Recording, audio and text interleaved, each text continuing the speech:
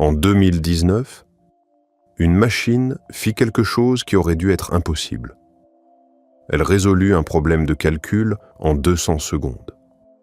Le superordinateur le plus puissant de la planète, à ce moment-là, aurait mis environ 10 000 ans pour faire la même chose. Personne ne contesta ce chiffre parce qu'il était faux. On le contesta parce qu'il était vrai et que cela posait une question à laquelle personne ne voulait vraiment répondre. Où est-ce que la machine avait trouvé les ressources pour faire ça? Un ordinateur classique calcule avec ce que l'univers lui fournit. Des transistors, des courants électriques, des états binaires, 0 ou 1, allumé ou éteint. Tout ce qu'il produit comme résultat vient de ressources physiquement présentes, mesurables, localisées dans notre réalité. L'ordinateur quantique qui tournait dans ce laboratoire réfrigéré, lui, avait fait quelque chose de différent. Il avait utilisé plus de ressources computationnelles que notre univers n'en contient. Pas légèrement plus, astronomiquement plus. Et la seule explication cohérente à cela, celle que les physiciens sérieux proposent depuis des décennies, est que les calculs se sont déroulés en partie ailleurs, dans des versions parallèles de la réalité, dans d'autres branches de l'univers qui existaient simultanément à la nôtre, et qui ont contribué au résultat final avant de se séparer à nouveau. Si ça vous rend mal à l'aise, c'est une réaction saine. Likez la vidéo et abonnez-vous si vous voulez continuer ce voyage, ça nous aide vraiment. Ce qui rend tout cela encore plus vertigineux, c'est que cette idée n'est pas nouvelle. Un homme l'avait formulée 30 ans avant que la machine ne la confirme. Il s'appelait David Deutsch.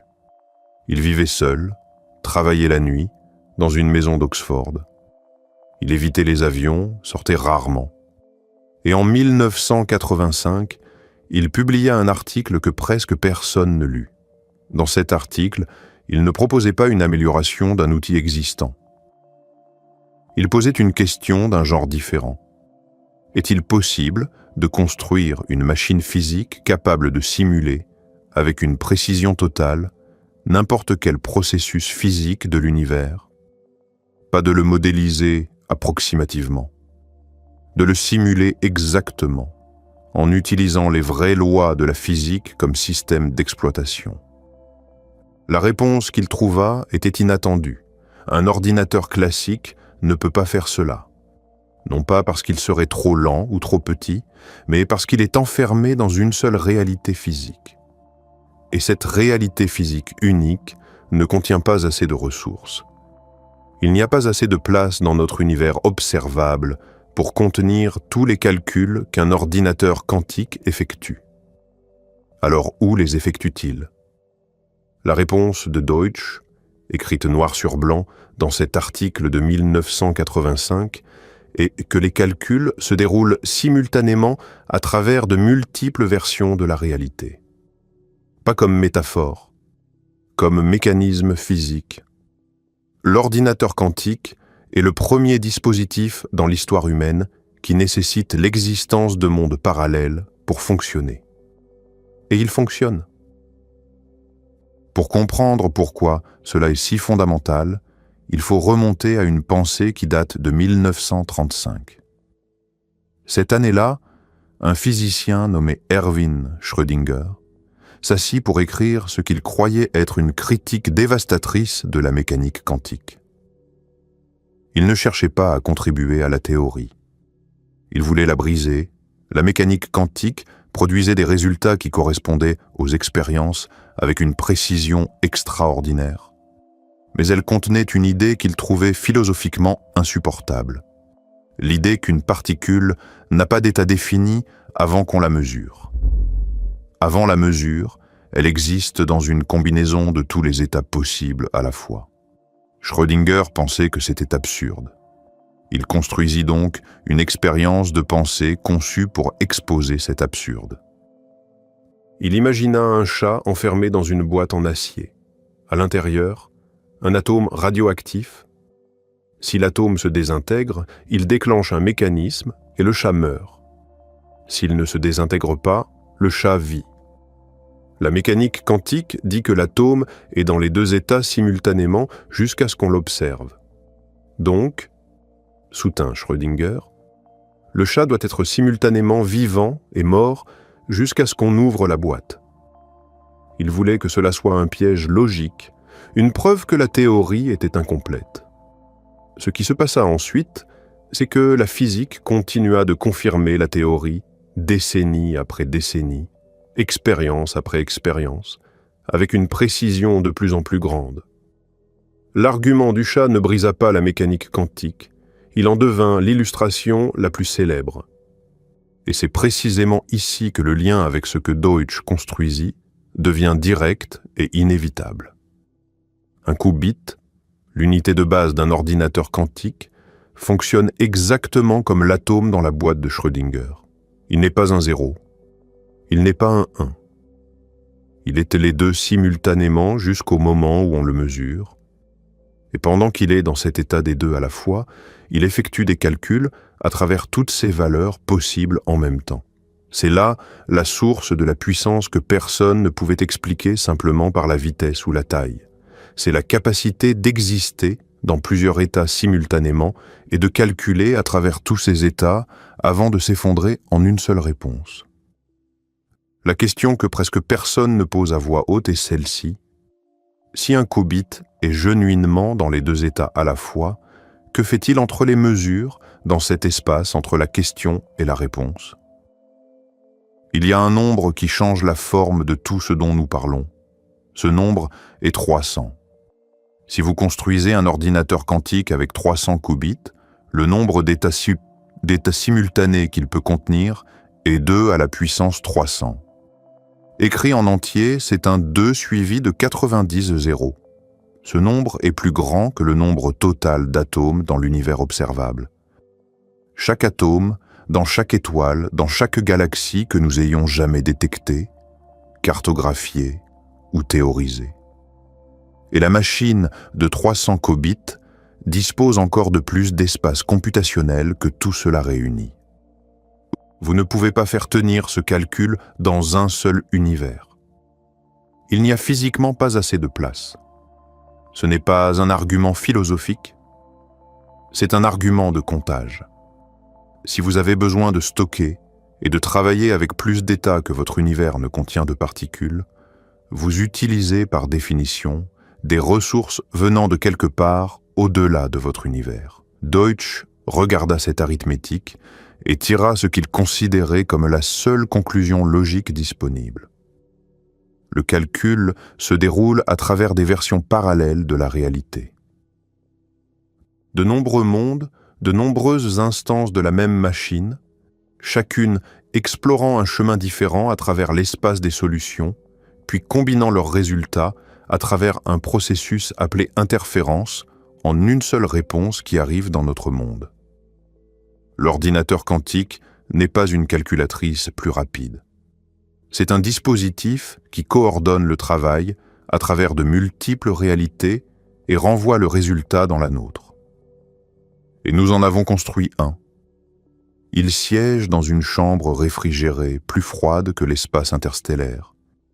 Et il fait quelque chose qui, par la logique de comptage de notre univers observable, devrait être physiquement impossible. L'homme qui mit les mathématiques de tout ceci dans une forme avec laquelle la physique pouvait réellement travailler mourut sans jamais savoir que son idée deviendrait le fondement d'une technologie valant des trillions de dollars. Il s'appelait Hugh Everett III. C'était un étudiant en doctorat à Princeton en 1957 quand il soumit sa thèse. La thèse proposait ce qu'il appelait l'interprétation des mondes multiples de la mécanique quantique. L'idée de base était la suivante. Quand un système quantique est mesuré et s'effondre d'une superposition en un seul résultat, cet effondrement ne se produit pas parce qu'un résultat est sélectionné et que les autres disparaissent. Tous les résultats se produisent. La réalité se ramifie. Chaque résultat possible se produit dans sa propre version de l'univers. Le chat est vivant dans une branche et mort dans une autre. Les deux branches sont également réelles. Il n'y a pas d'effondrement. Il n'y a que la multiplication. Le physicien Niels Bohr, qui était à l'époque la voix la plus puissante de tout le domaine, rejeta l'idée. La communauté suivit Bohr. La thèse d'Everett fut acceptée, mais son interprétation fut traitée au mieux comme une curiosité et au pire comme une embarrassante digression. Il quitta la physique académique presque immédiatement après avoir reçu son diplôme. Il alla travailler au Pentagone, construisant des modèles mathématiques pour la planification nucléaire. Il buvait beaucoup. Il fumait beaucoup. Il mourut d'une crise cardiaque en 1982 à l'âge de 51 ans sur son canapé, largement oublié du domaine auquel il avait essayé de contribuer. Sa fille Elisabeth écrivit dans son journal qu'elle voulait mourir et retrouver son père dans un univers parallèle. Son fils, Mark, devint musicien et nomma son groupe Hills. L'interprétation des mondes multiples que Bohr rejeta en 1957 est aujourd'hui, selon qui vous demandez, le cadre théorique dominant pour comprendre pourquoi les ordinateurs quantiques fonctionnent. La computation qui ne tient pas dans un univers tient parce qu'Everett avait raison. Il y a d'autres branches. Et Deutsch construisit une machine qui les utilise. Mais si ces mondes parallèles sont assez réels pour calculer à l'intérieur, pourquoi ne les voyons-nous pas? Pourquoi le monde autour de nous ressemble-t-il à une réalité unique et stable plutôt qu'à un brouillard de possibilités qui se ramifie constamment? Un physicien nommé Wojciech Zurek passa des années à travailler sur cette question. Sa réponse s'appelle la décohérence. Voici la façon la plus simple de la formuler. Un système quantique reste en superposition, dans cet état de multiples possibilités simultanées, uniquement aussi longtemps qu'il reste isolé de tout ce qui l'entoure. Au moment où il interagit avec ne serait-ce qu'une seule particule de l'environnement extérieur, la superposition commence à s'effondrer. Non pas à cause d'un acte mystique d'observation, non pas parce qu'un esprit conscient l'a regardé, simplement parce que de l'information sur le système a fui dans le monde environnant. L'environnement, les molécules d'air, les photons qui rebondissent passe-partout, les vibrations dans les murs, ils frôlent constamment les systèmes quantiques. Et chaque contact emporte un tout petit morceau d'information. Une fois que l'information fuit, la superposition se dissout. Le système choisit un état. Les branches cessent d'être accessibles l'une à l'autre. Voilà pourquoi votre tasse de café n'existe pas en superposition. Elle interagit avec des billions de particules chaque seconde. Son information quantique se saigne dans l'environnement si vite que toute superposition qu'elle aurait pu avoir s'effondre avant même de pouvoir être mesurée.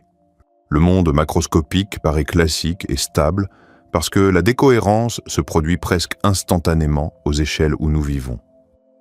Mais voici ce que cela signifie pour les ordinateurs quantiques. Pour maintenir un qubit en superposition assez longtemps pour effectivement calculer avec lui, vous devez l'isoler de tout, parfaitement. Les machines que Google et IBM construisent sont refroidies à des températures plus froides que l'espace profond, précisément parce que la chaleur n'est que des particules en mouvement, et que les particules en mouvement interagissent, et que les interactions causent la décohérence. L'ensemble du défi d'ingénierie de l'informatique quantique est essentiellement le suivant: garder le calcul caché de l'univers assez longtemps pour obtenir une réponse. Ce qui soulève une question que je trouve genuinement étrange à contempler. Si le calcul se déroule à travers des branches parallèles de la réalité pendant qu'il est isolé, et s'effondre ensuite en une seule réponse au moment où il touche notre monde, que se passe-t-il exactement dans ces branches pendant le calcul? Quelque chose s'y déroule-t-il auquel nous n'aurons jamais accès? Et si nous cachons délibérément nos calculs les plus puissants à l'univers observable, qu'est-ce que cela dit de la relation entre la connaissance et l'observation? En octobre 2019, l'article que Google publia dans Nature contenait une affirmation qui atterrit différemment selon qui la lisait. Pour les ingénieurs, c'était une étape franchie. Pour les physiciens, c'était une confirmation. Mais il y avait une troisième façon de le lire que presque personne dans la conversation publique ne semblait vouloir tenir plus d'un instant. La machine s'appelait Sycamore. Elle avait 53 qubits. Elle était refroidie à une température plus froide que tout ce qui existe naturellement dans l'univers observable. Et elle résolut un problème mathématique spécifique en 200 secondes. La comparaison que Google offrit était celle-ci. Le même calcul sur le Summit d'IBM, qui était à l'époque le superordinateur classique le plus puissant de la Terre, prendrait environ 10 000 ans. IBM comptera immédiatement. Leurs ingénieurs soutinrent qu'avec le bon algorithme classique et suffisamment de stockage disque, Summit pourrait le faire en 2,5 jours. Ce fut la nouvelle publique. Google avait exagéré, IBM avait corrigé.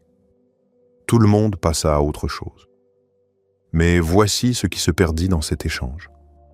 2,5 jours contre 200 secondes est encore un facteur de plus de 1000.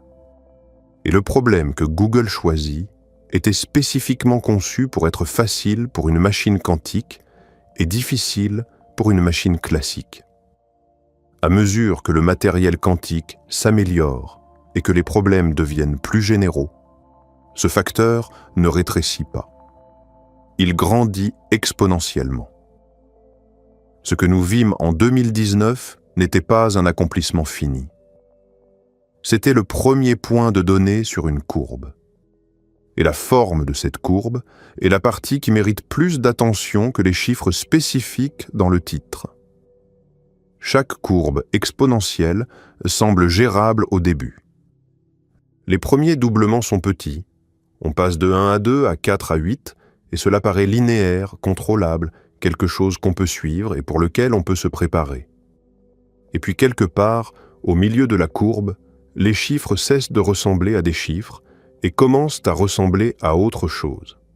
Avant que tout cela ne soit construit, avant les chambres réfrigérées de Google et les circuits supraconducteurs d'IBM, quelqu'un devait expliquer pourquoi une machine quantique serait plus puissante qu'une machine classique d'une manière qui ne se réduisait pas à un simple argument de comptage.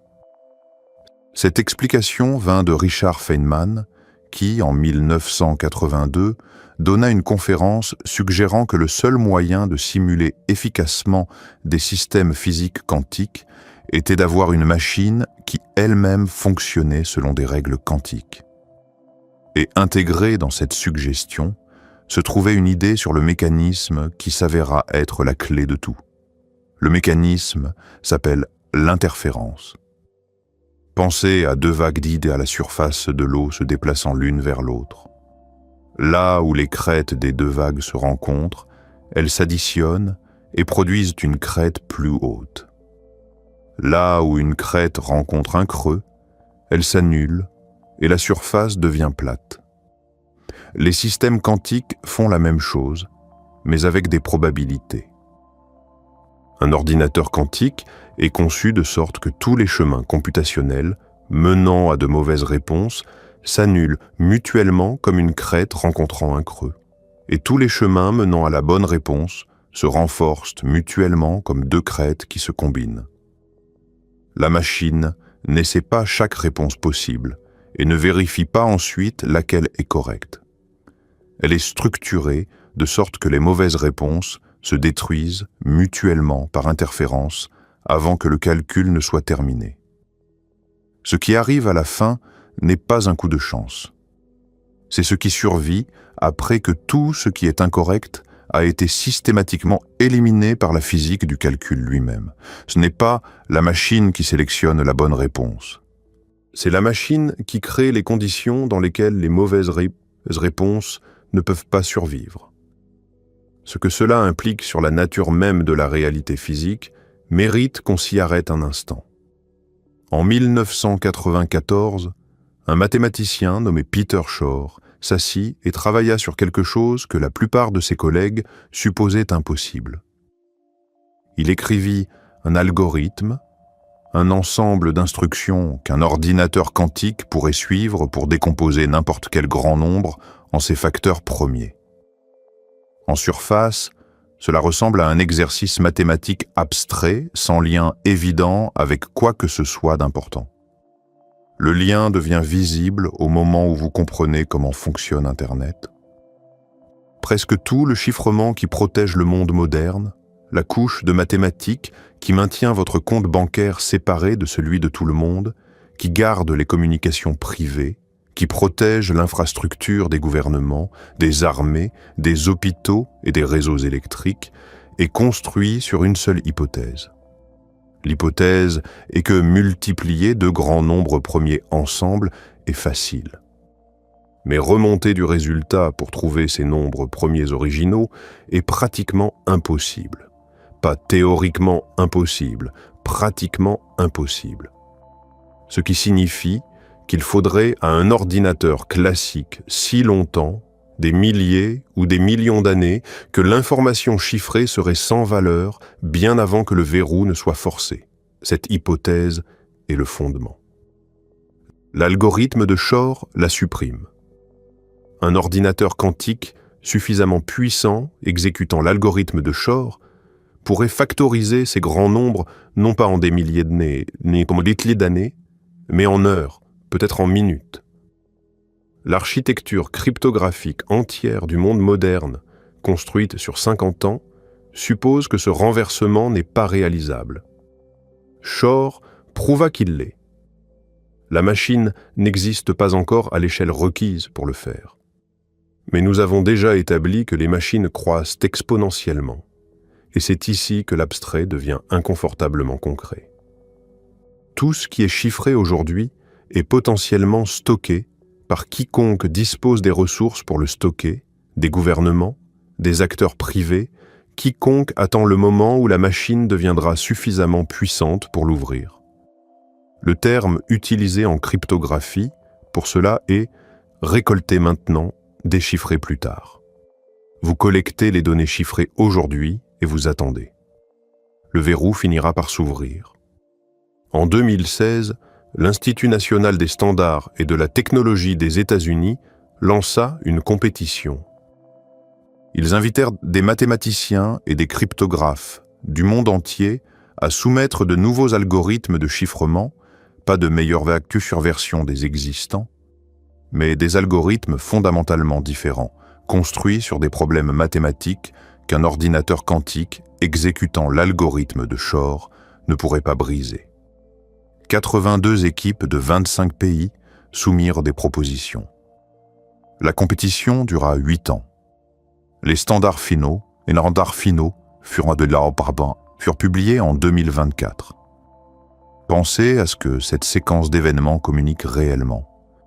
Un organisme gouvernemental ne dépense pas 8 ans et ne coordonne pas 82 équipes internationales pour résoudre un problème hypothétique. Il ne publie pas de standards contraignants pour une menace qui n'existe qu'en théorie. Le message implicite à l'intérieur de la structure entière de cette compétition est le suivant. Les personnes ayant accès aux informations classifiées sur l'état du matériel quantique croient que la menace est réelle, qu'elle arrive, et qu'elle arrive sur un calendrier qui nécessite une action maintenant. Un homme du nom de John Wheeler passa 60 ans à travailler au cœur de la physique théorique. Il forgea le terme « trou noir ». Il travailla avec Bohr sur la fission nucléaire. Il supervisa les thèses de Feynman et d'Everett, et la conclusion à laquelle il arriva au terme de sa carrière était celle-ci.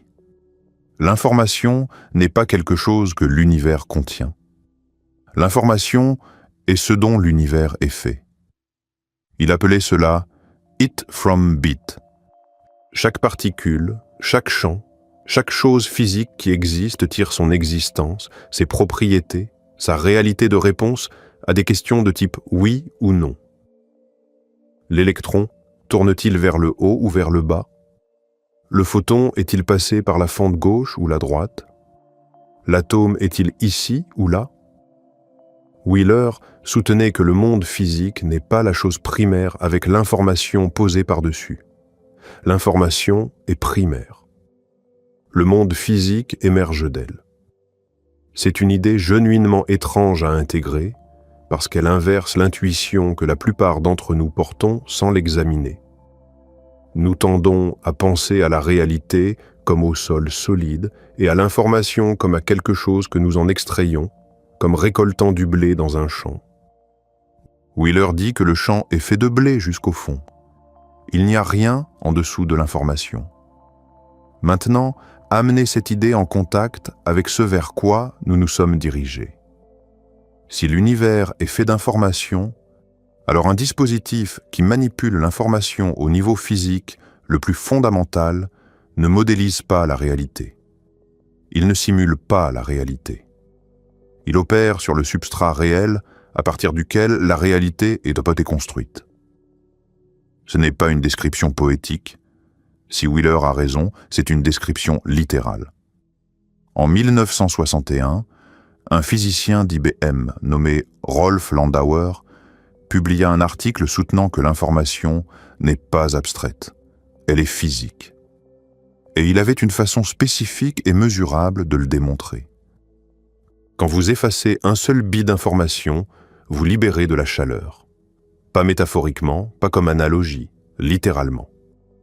L'acte de prendre un système qui contient un 1 ou un 0 et de le réinitialiser à un état connu libère une petite quantité mais mesurable et théoriquement inévitable d'énergie thermique dans l'environnement. Cela devint connu sous le nom de principe de Landauer. Pendant des décennies, il resta une prédiction théorique sans confirmation expérimentale directe. Puis en 2012, une équipe menée par le physicien Eric Lutz construisit une expérience suffisamment délicate pour le mesurer réellement. Ils piégèrent une seule particule microscopique dans un puits créé par un laser, la manipulèrent pour effacer un bit d'information et mesurèrent la chaleur libérée. Le résultat correspondait à la formule de Landauer, penser au niveau le plus fondamental génère de la chaleur, non pas parce que les ordinateurs sont inefficaces et produisent n'importe des déchets, mais parce que effacer de l'information est physiquement irréversible et que l'irréversibilité a un coût thermodynamique qu'on ne peut pas concevoir d'éliminer. Chaque pensée a un prix. Chaque calcul laisse une trace physique dans l'univers. En 1935, la même année où Schrödinger écrivait son expérience de pensée du chat, Albert Einstein co-signa un article avec Boris Podolsky et Nathan Rosen qui était censé accomplir le même objectif. Non pas contribuer à la mécanique quantique, mais l'enterrer. L'article décrivait un scénario qu'Einstein croyait révéler un défaut fatal dans la théorie. Imaginez deux particules qui interagissent puis s'éloignent dans des directions opposées. La mécanique quantique dit que certaines propriétés de ces particules ne sont pas déterminées avant d'être mesurées. Mais elle dit aussi qu'une fois que vous mesurez une particule, l'autre prend instantanément une valeur complémentaire, quelle que soit la distance qui les sépare. Mesurez le spin de la particule A et trouvez-le pointant vers le haut, et la particule B sera instantanément trouvée pointant vers le bas. Instantanément, peu importe si B est dans la pièce d'à côté ou de l'autre côté de la galaxie. Einstein appelait cela une action fantôme à distance. Il l'a trouvée non seulement étrange, mais physiquement impossible. Rien ne peut voyager plus vite que la lumière. Si mesurer la particule A affecte instantanément la particule B à travers n'importe quelle distance, cela semble nécessiter soit que l'information voyage plus vite que la lumière, ce que la relativité d'Einstein elle-même interdit, soit que les deux particules portaient dès le départ des informations cachées, des valeurs prédéterminées qui semblaient simplement aléatoires jusqu'à ce qu'elles soient y mesurées. Einstein préférait la deuxième explication. Il appelait les informations manquantes des variables cachées. Il était sûr qu'elles existaient. Il était sûr que la mécanique quantique était incomplète. Il avait tort. Non pas probablement tort, non pas discutablement tort. Expérimentalement, mesurément, définitivement tort, d'une manière qui prit encore 30 ans à prouver. La propriété qu'Einstein rejeta comme impossible, la connexion instantanée entre des particules séparées, s'appelle l'intrication quantique. Elle est réelle. Elle a été confirmée par des expériences de plus en plus précises sur 6 décennies. Et c'est l'une des principales ressources physiques que les ordinateurs quantiques utilisent pour effectuer des calculs que les ordinateurs classiques ne peuvent pas. La chose qu'Einstein inventa comme argument contre la mécanique quantique devint un outil à l'intérieur des ordinateurs quantiques. En 1964, un physicien nommé John Bell, travaillant au CERN, trouva quelque chose qui changea tout. Il découvrit que les deux images d'Einstein et de la mécanique quantique font des prédictions numériquement différentes. Non pas philosophiquement différentes, non pas interprétativement différentes. Différentes d'une manière que vous pouvez mesurer avec des instruments. Il calcula une limite statistique précise. Au-dessus de cette limite, Einstein gagne. En dessous, la mécanique quantique gagne. L'expérience avait attendu tout du long. Quelqu'un devait juste trouver le bon nombre. Ce qui me frappe dans ce moment, c'est combien de temps il fallut pour réaliser que la question était répondable. Combien d'autres questions traitons-nous actuellement comme définitivement philosophiques, alors qu'elles ont en réalité une réponse physique précise tapie à l'intérieur d'elles, attendant que quelqu'un trouve le bon chiffre? Le physicien qui finalement conduisit l'expérience de Bell de façon suffisamment propre pour trancher la question fut un Français de 34 ans nommé Alain Aspect. Il travaillait à l'Institut d'optique à Paris. L'expérience qu'il conçut en 1982 était techniquement exigeante d'une façon qui rend difficile de la décrire sans la faire paraître routinière, ce qu'elle n'était pas. Il créa des paires de photons intriqués. Il envoya chaque photon d'une paire volée dans des directions opposées vers des détecteurs. Au tout dernier moment possible, pendant que les photons étaient déjà en vol, il changea aléatoirement l'orientation des détecteurs. Ce changement de dernière minute était crucial. Il fermait une faille que les expériences précédentes avaient laissée ouverte. Si les détecteurs avaient eu des orientations fixes, un sceptique aurait pu soutenir que les photons avaient, d'une façon ou d'une autre, appris les paramètres des détecteurs avant de partir et avaient encodé cette information dans leur variable cachée. En changeant les paramètres alors que les photons voyageaient déjà, Aspect rendit cette explication physiquement impossible. Les photons ne pouvaient pas avoir su. Et les résultats revinrent sans ambiguïté. Les corrélations entre les deux photons dépassaient la limite de Bell. Non pas légèrement, clairement. Les variables cachées d'Einstein ne peuvent pas expliquer ce qu'Aspect les mesura. L'univers n'est pas localement réel de la façon qu'Einstein supposait. Deux particules peuvent être séparées par n'importe quelle distance et rester connectées d'une façon qui n'a aucune explication classique et aucun parallèle classique. Le prix Nobel de physique 2022 alla à Aspect avec John Clauser et Anton Zeilinger pour ce travail, 40 ans après l'expérience. En 1993, un groupe de 6 physiciens publia un article avec un titre qui ressemble à de la science-fiction et ne contient aucune fiction. L'article s'intitulait « Téléportation d'un état quantique inconnu via des canaux EPR classique double ». Ce qu'il décrivait était une procédure pour transférer l'état quantique complet d'une particule d'un endroit à un autre sans déplacer la particule elle-même. Non pas la particule, l'information qui la définit. Tout à son sujet, chaque propriété quantique qui en fait ce qu'elle est, transférée complètement. En 1997, Anton Zeilinger réalisa la première démonstration expérimentale de la téléportation quantique en laboratoire. En 2017, une équipe chinoise utilisa le satellite Messius pour téléporter un état quantique d'une station au sol au Tibet vers le satellite en orbite à 1400 km au-dessus. La distance est presque hors de propos car l'intrication ne s'affaiblit pas avec la distance. Mais elle compte comme démonstration que ce n'est pas une curiosité de laboratoire confinée à une salle contrôlée. Cela fonctionne à l'échelle de la planète. La téléportation quantique ne déplace pas la matière. Elle déplace l'information qui définit les états quantiques. Et si Wheeler a raison que cette information est la substance première de la réalité, alors la téléportation quantique ne déplace pas une description de quelque chose.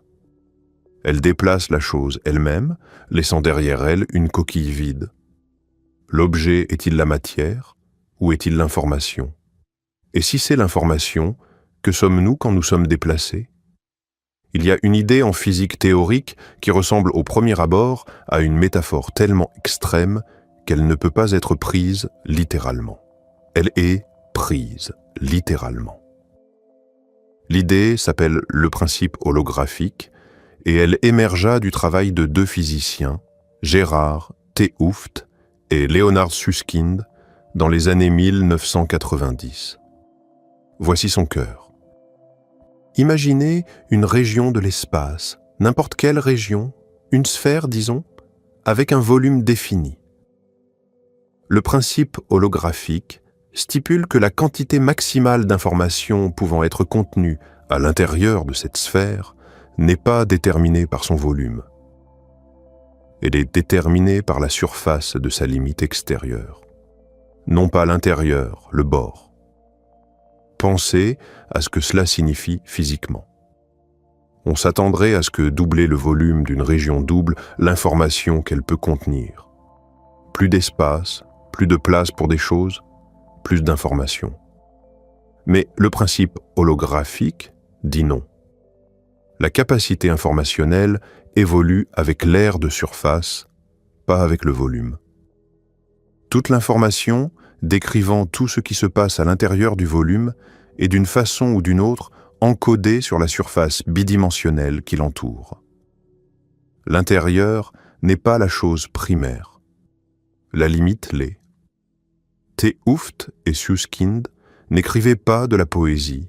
Ils arrivèrent à cela à partir de calculs rigoureux sur les trous noirs et la thermodynamique.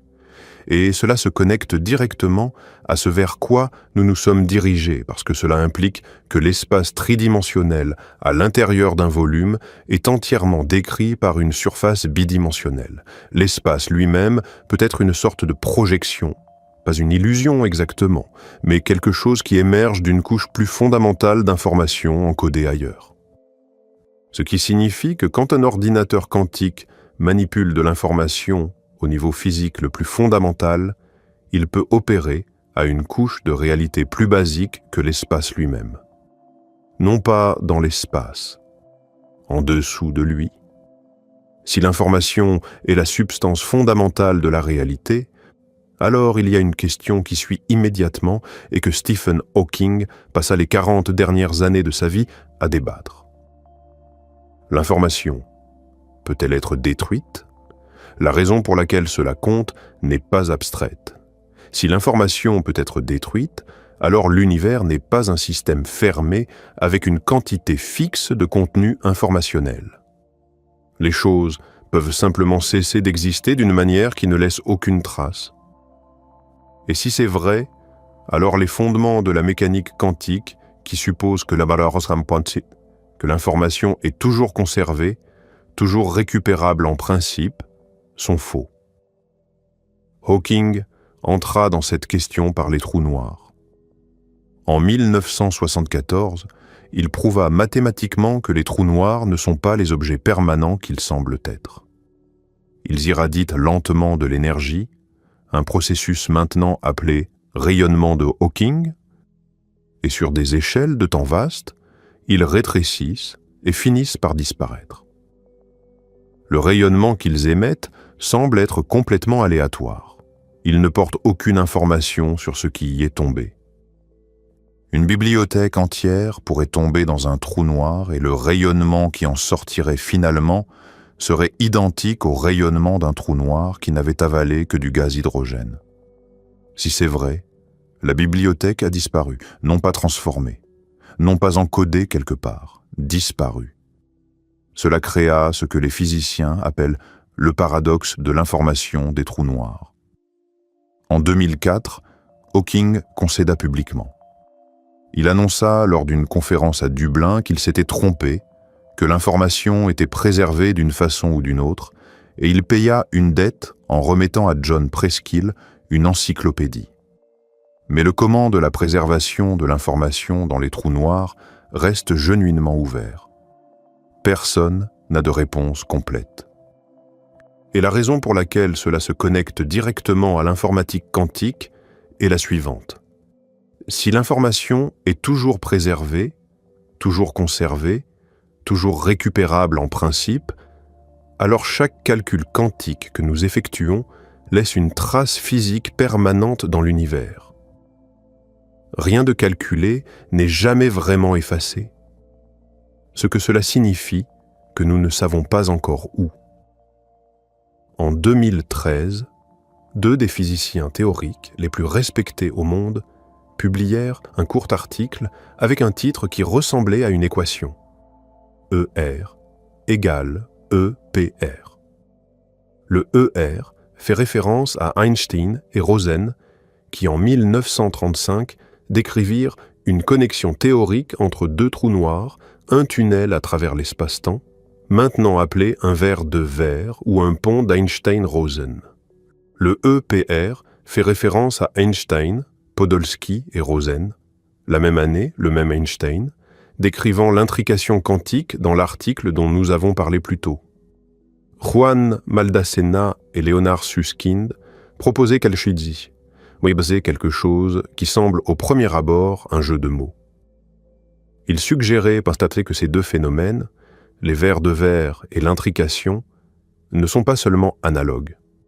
Ils sont la même chose. Quand 2 particules sont quantiquement intriquées, elles sont connectées par un verre de verre microscopique dans l'espace-temps. La connexion non locale qu'Einstein appelait action fantôme à distance est fantomatique parce qu'elle est littéralement une connexion géométrique à travers une couche de réalité qui existe en dessous de l'espace dans lequel nous nous déplaçons.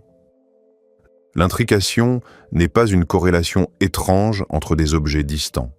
C'est un pont, une structure physique dans la géométrie de l'espace-temps reliant 2 points qui semblent séparés quand on les mesure de l'extérieur. Si c'est correct, et ce n'est pas encore prouvé, mais ce n'a pas été réfuté non plus, et cela a généré une quantité énorme de travail théorique productif, alors l'intrication que les ordinateurs quantiques utilisent comme ressource computationnelle n'est pas simplement une propriété des particules, c'est une propriété de l'espace-temps lui-même. L'ordinateur n'exploite pas un caprice des statistiques quantiques. Il utilise la structure géométrique de la réalité, la forme réelle de l'espace-temps comme médium computationnel. Ce qui signifie que quand un ordinateur quantique crée et manipule des qubits intriqués, il crée et manipule en un sens physiquement significatif de minuscules structures dans la géométrie de l'espace. Que peut-on faire d'autre avec cela ? Que se passe-t-il pour la géométrie quand les manipulations deviennent suffisamment complexes ? Et y a-t-il une échelle à laquelle le calcul et l'espace-temps qui l'héberge ne peuvent plus être proprement séparés l'un de l'autre ? L'algorithme de Shor obtient la plupart de l'attention quand les gens parlent de ce que les ordinateurs quantiques peuvent faire que les ordinateurs classiques ne peuvent pas. Et l'attention est méritée parce que les implications pour le chiffrement sont immédiates et concrètes. Mais il y a un second algorithme publié 2 ans plus tard, en 1996, par un chercheur nommé Love Grover, qui mérite une attention égale pour une raison différente. L'algorithme de Shor cible un problème spécifique, factoriser de grands nombres. L'algorithme de Grover cible quelque chose de plus général, la recherche. Imaginez que vous ayez une liste non triée d'1 milliard d'éléments et que vous cherchiez un élément spécifique. Un ordinateur classique doit vérifier les éléments un par un. En moyenne, il trouvera l'élément après avoir vérifié la moitié de la liste, soit 500 millions de vérifications. L'algorithme de Grover trouve l'élément en environ la racine carrée d'1 milliard de vérifications, soit environ 30 000. Non pas parce qu'il se déplace plus vite dans la liste, mais parce qu'il utilise l'interférence quantique pour amplifier la probabilité de la bonne réponse et supprimer la probabilité de toutes les mauvaises réponses simultanément. Chaque mauvais élément de la liste s'annule. Le bon élément se renforce. La machine ne cherche pas. Elle crée les conditions dans lesquelles tout ce qui n'est pas la réponse devient invisible. Pensez maintenant à ce que la recherche signifie à grande échelle. Chaque base de données jamais construite, chaque mot de passe jamais créé, chaque motif caché à l'intérieur de n'importe quelle collection de données. La symétrie que Grover crée s'applique universellement à n'importe quel problème de recherche de n'importe quel type. Quel type de structure cachée existe dans le monde que nous n'avons pas encore trouvé parce que nos outils de recherche étaient trop lents? Quels motifs sont intégrés dans la réalité physique, dans les systèmes biologiques, dans l'histoire de l'univers, qui ne deviennent visibles que quand on peut chercher à la vitesse quantique?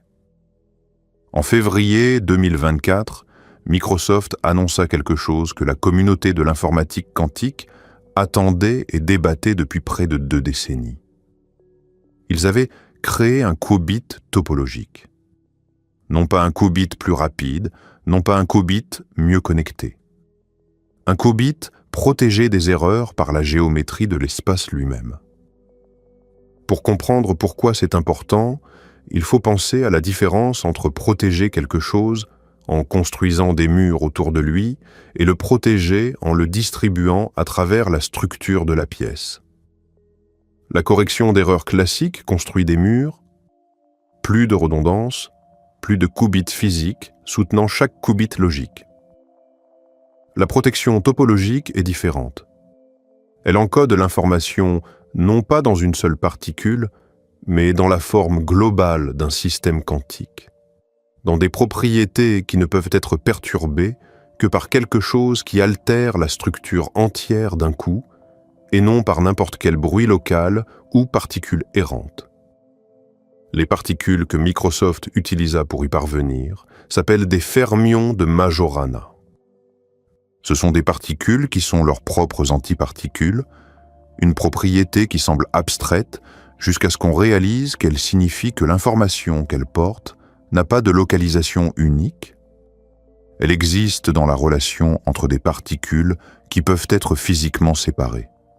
Une erreur devrait trouver et corrompre les 2 emplacements simultanément pour détruire l'information. Le bruit environnemental ordinaire ne peut pas faire ça. Le qubit devient stable, non pas parce qu'il est protégé, mais parce qu'il n'est nulle part en particulier. Ce que cela signifie est profond. Nous ne construisons plus une meilleure version d'une chose existante. Nous construisons des objets dont les propriétés définissantes sont distribuées à travers l'espace d'une façon qui n'a aucun analogue classique. Le fondement théorique de ce que Microsoft construisit en 2024 fut posé par un physicien russe nommé Alexei Kitaev en 1997. Kitaev travaillait sur une question que la plupart de ses collègues considéraient soit prématurée, soit sans réponse. Comment construire un ordinateur quantique qui est fondamentalement protégé des erreurs plutôt que simplement corrigé après qu'elles se produisent? Sa réponse vint d'une direction inattendue. La topologie est la branche des mathématiques qui étudie les propriétés des formes qui ne changent pas quand on les déforme continuellement. Une tasse de café et un beignet sont topologiquement identiques parce que chacun a exactement un trou et qu'on peut remodeler l'un dans l'autre sans déchirer. Les propriétés topologiques sont robustes par définition. On ne peut pas accidentellement changer le nombre de trous de quelque chose en le poussant légèrement. Kita-F proposa d'encoder l'information quantique dans des propriétés topologiques de systèmes physiques. L'information stockée de cette façon hérite de la robustesse de la topologie elle-même. Les perturbations locales, les vibrations et les particules errantes et les fluctuations de température qui détruisent les qubits ordinaires ne peuvent tout simplement pas atteindre l'information encodée dans une propriété géométrique globale. En 2020, un groupe de mathématiciens publia un article en ligne qui prit 2 ans à la communauté mathématique au sens large pour vérifier entièrement. Le résultat était tellement inattendu que plusieurs chercheurs de premier plan supposèrent initialement qu'il devait y avoir une erreur quelque part. L'article prouvait quelque chose appelé MIP étoile égale RE. Cela nécessite un peu d'explication parce que la conclusion mérite d'être comprise directement. MIP étoile est la classe de problèmes qui peuvent être vérifiés par un juge classique interagissant avec 2 prouveurs qui partagent l'intrication quantique mais ne peuvent pas communiquer entre eux. RE est la classe de problèmes qui sont en principe calculables mais pour lesquels il n'y a aucune garantie que le calcul se termine jamais. Ce que la preuve montra étant que ces 2 classes sont identiques. 2 ordinateurs quantiques intriqués peuvent convaincre un observateur classique de la correction de solutions à des problèmes qui sont, en un sens technique précis, au-delà de la portée de n'importe quel système de vérification classique, y compris des problèmes que les ordinateurs classiques ne peuvent même pas être garantis de résoudre en temps fini. Les implications troublèrent même les chercheurs qui l'avaient prouvé. Cela signifie que l'intrication quantique ajoute quelque chose au paysage de ce qui peut être su et vérifié, qui n'a aucun équivalent classique et aucune limite classique supérieure. En 1969, l'ingénieur allemand Konrad Zuse publia un petit livre intitulé « Calculating Space ». Zuse n'était pas un personnage marginal. Il avait construit le premier ordinateur programmable de l'histoire, le Z3, dans le salon de ses parents à Berlin en 1941. Travaillant pendant que la ville était bombardée, il comprenait le calcul aussi bien que quiconque en vie. Et à la fin de sa carrière, il proposa quelque chose que ses collègues mirent de côté comme les errements philosophiques d'un vieil homme. Il proposa que l'univers est un calcul. Non pas qu'il ressemble à un calcul ou qu'il peut être modélisé comme tel. Qu'il en est un. Que la réalité physique est la sortie d'un processus computationnel discret tournant sur un substrat que nous ne pouvons pas observer directement. Chaque interaction de particules est une étape computationnelle. Chaque loi physique est un algorithme. L'univers n'est pas décrit par les mathématiques. Il est les mathématiques en train de s'exécuter. Pour 30 ans, cela fut traité comme une curiosité. Puis la physique de l'information se développa suffisamment pour que la question cesse d'être philosophique et commence à être physique. L'idée de Zuse, autrefois considérée comme une excentricité charmante, s'avère être une hypothèse scientifique légitime avec des conséquences testables. Stephen Wolfram passa une décennie à écrire un livre de 1200 pages qu'il publia en 2002. Son argument était construit sur une observation simple sur les automates cellulaires, ces grilles de cellules qui suivent des règles simples sur l'état dans lequel chaque cellule devrait être en fonction de ses voisines. La règle 110, l'un des ensembles d'instructions les plus simples possibles, produit des motifs d'une complexité extraordinaire et apparemment illimitée. La proposition de Wolfram était que les lois fondamentales de la physique pourraient être exactement ceci, non pas des équations compliquées gouvernant une réalité continue. De simples règles appliquées à plusieurs reprises à une structure discrète générant la complexité apparente du monde physique comme propriété émergente. En 2003, un philosophe d'Oxford, nommé Nick Bostrom, publia un article qui avançait un argument si simple qu'il tient en 3 phrases. Soit presque toutes les civilisations à notre niveau de développement s'éteignent avant d'atteindre la maturité technologique nécessaire pour exécuter des simulations détaillées de leurs ancêtres. Soit presque toutes les civilisations technologiquement matures n'ont aucun intérêt à exécuter de telles simulations. Soit nous vivons presque certainement dans une simulation en ce moment. Ce n'est pas une expérience de pensée, c'est un argument de probabilité. Si même une seule civilisation technologiquement mature existe et a un quelconque intérêt à simuler son histoire, le nombre d'êtres simulés dans l'univers dépasse vastement le nombre d'êtres dans la réalité de base, ce qui signifie que tout observateur conscient choisi au hasard est vastement plus susceptible d'être simulé que réel. Et voici où cela se connecte à tout ce que nous avons construit. Les ordinateurs quantiques sont, comme Zuse, Wolfram, Wheeler et Lloyd, convergent tous à le suggérer, le genre de dispositif qu'une civilisation tournant sur un substrat computationnel finirait par construire. Si nous vivons dans une simulation, nous construisons la simulation dans la simulation. Et si les ordinateurs quantiques opèrent sur le même substrat que celui sur lequel la réalité est construite, que se passe-t-il quand leur puissance computationnelle approche la résolution de la réalité dans laquelle ils opèrent? Cette question n'a pas de réponse établie, mais elle mérite d'être posée. En 2006, Seth Lloyd, au MIT, publia un calcul qui met un nombre précis sur quelque chose qui avait jusqu'alors été discuté uniquement en termes qualitatifs. Il calcula la capacité computationnelle de l'univers observable. La réponse à laquelle il arriva est d'environ 10 à la puissance 120 opérations effectuées sur toute l'histoire du cosmos en utilisant chaque particule et chaque interaction comme une ressource computationnelle. Chaque électron, chaque photon, chaque quark effectuant ces interactions quantiques exécute dans le cadre de Lloyd une opération computationnelle. L'univers n'est pas comme un ordinateur, il en est un. Il exécute un seul programme depuis le Big Bang en utilisant chaque interaction physique comme une étape du calcul. Ce que l'univers est en train de calculer est une question ouverte. Lloyd ne répond pas. Il établit simplement que la question est légitime et que l'échelle est définie. Maintenant, placez nos ordinateurs quantiques dans ce tableau.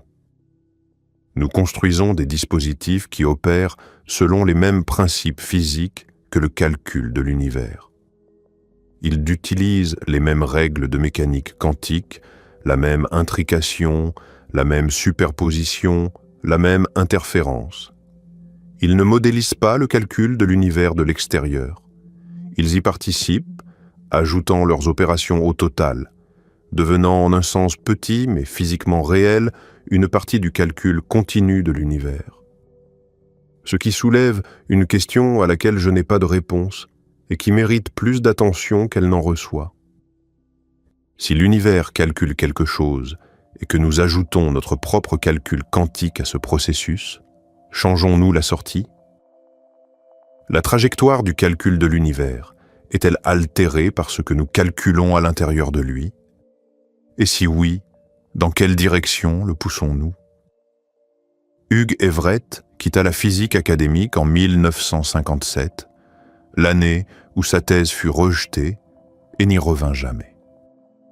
Il alla travailler au Pentagone en construisant des modèles mathématiques pour des stratégies de ciblage nucléaire. Il était doué pour ça. Il était doué pour la plupart des choses quantitatives. Il buvait beaucoup tout au long de sa vie adulte. Il fumait constamment. Il dit à sa famille qu'il croyait que l'interprétation des mondes multiples était correcte et que donc la mort n'était pas une fin, mais une ramification. Que quelques versions de lui continueraient toujours dans quelques branches de la réalité.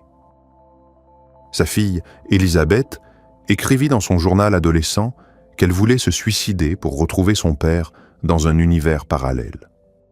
Son fils, Mark, devint musicien, forma un groupe appelé Hills et a passé sa carrière à traiter l'expérience d'avoir grandi avec un père absent, brillant et brisé. Hugh Everett mourut en 1982 sur son canapé d'une crise cardiaque. Il avait 51 ans. Sur sa demande, son corps fut incinéré et ses cendres jetées à la poubelle. Parce que dans l'interprétation des mondes multiples, peu importait ce qui arrivait à une configuration physique particulière. Quelque part, dans quelques branches, il est toujours en vie. Quelque part, il regarde la technologie construite sur ses mathématiques devenir le projet d'ingénierie le plus important du XXIe siècle. L'idée que Bohr rejeta est l'idée que les machines nécessitent. David Deutsch ne prend pas l'avion. Il sort rarement d'Oxford. Il travaille la nuit. Et c'est, selon la plupart des comptes de ceux qui travaillent en informatique quantique, l'une des 2 ou 3 personnes les plus responsables du fait que les ordinateurs quantiques existent comme domaine d'investigation. Son article de 1985 posa l'architecture théorique. Son travail ultérieur sur la théorie des constructeurs de l'information a continué à pousser sur la même question depuis des angles différents pendant 40 ans.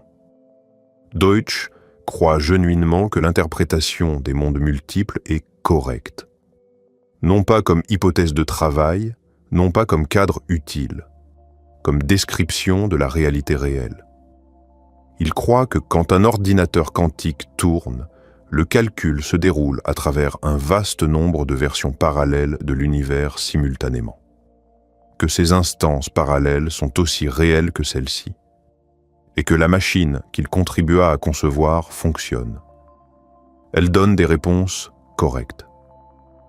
Si la machine fonctionne, et si la seule explication cohérente à pourquoi elle fonctionne nécessite des univers parallèles, quelle est exactement la position raisonnable à tenir sur les univers parallèles?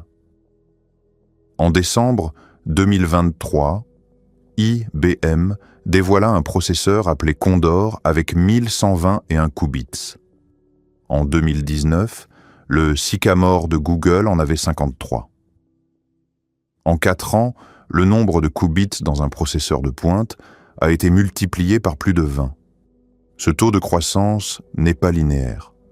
Et l'histoire des technologies exponentielles est une histoire de sous-estimation de la seconde moitié de la courbe.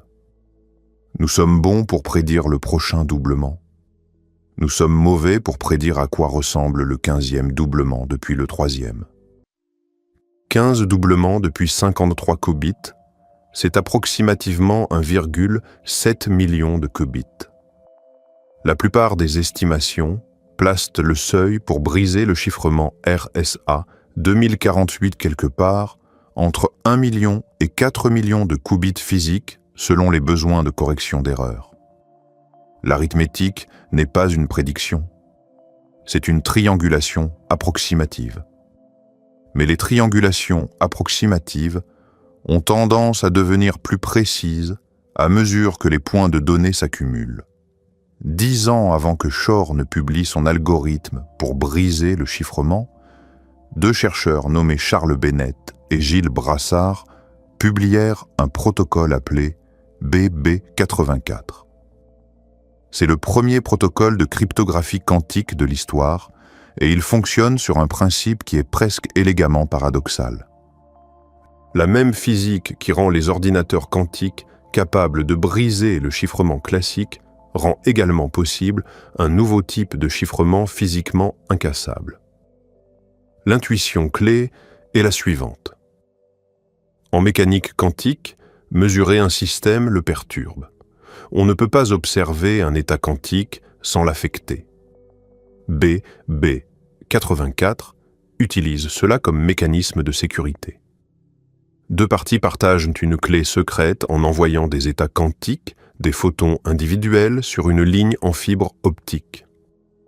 Si quelqu'un intercepte et mesure ces photons pour voler la clé, l'acte de mesure perturbe nécessairement les états quantiques.